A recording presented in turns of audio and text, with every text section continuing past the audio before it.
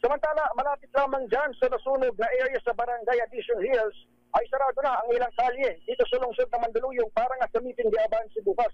Kung manggagaling ka sa May Silo Circle dito sa City Hall sa aking likuran, hindi ka na makatatagos papasok sa palabas sa May Show Boulevard dito sa lungsod. Kung hindi ka kakanan dito sa 9 de Pebrero. Pero simula bukas, araw ng Biyernes, 8 in the morning, hanggang alas 10 ng gabi, ay tuluyan ng isasara ang 9 de Pebrero, Martinez Street, kanto ng May Silo, New Pavilla Road at De La Paz Street. Kamisyon ng Mandaluyong City Government, maganap muna ang mga alternatibong ruta. Katatandaan 2016, dito rin sa baluarting ito, ni former Mayor Benor Abalos isinagawa ng nooy senador na si Bongbong Marcos ang kanyang meeting di Avance nang siya'y tumakbo bilang Vice Presidente taong 2016. Ito si Edel Parrosa, nag-uulat para sa DZRH.